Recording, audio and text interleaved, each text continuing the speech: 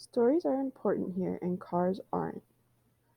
Down by the beach, there's an especially beautiful place. A big low house with lots of windows, and flowers and palm trees all around, and green grass and peacocks in the yard, and an iron gate that opens for walking right down to the water. That's where I was born. Well, really, I was born in a little house behind the big house.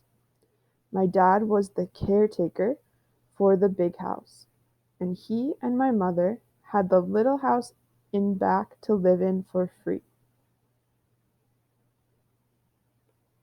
But after I was born, my dad wanted to go out with his friends at night the way he did when he was single, and my mother said there wasn't enough money for that.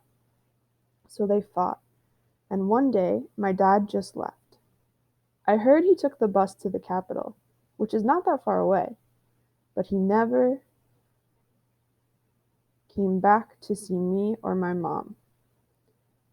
The truth is, I remember the peacocks on the lawn where we lived better than I remember my dad. After my dad left, the rich people who owned the big house had to hire a new caretaker, and naturally, they wanted him to live in our little house. So my mother had to move out. She was only 17, and she didn't have any money or any way to take care of me. So she took me and moved back home to my grandmother's house. My grandfather died a long time ago, but lucky for us, my grandmother isn't poor. She has a house made out of cement blocks with windows without any glass in them. They have little wooden shutters that my grandmother closes at night or when it rains. The house has 4 rooms, and all the walls inside are covered with the paintings my uncle Miguel has made, which are really pretty, and which he says he's going to sell someday. Outside, my grandmother keeps lots of flowers, so the house looks nice. But best of all, my grandmother owns her house and the land it's on.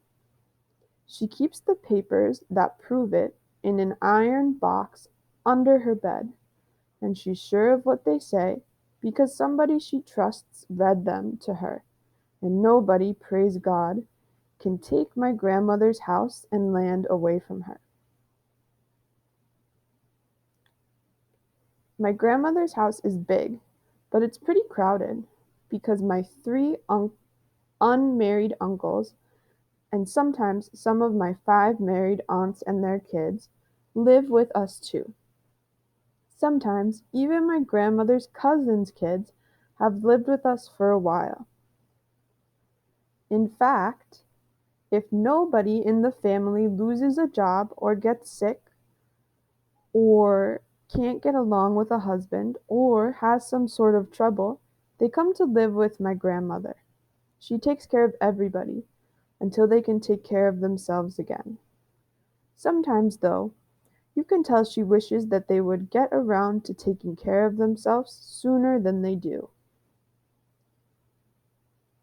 My grandmother earns her living selling arroz con leche, rice with milk, in the big market where everyone goes to buy food every day.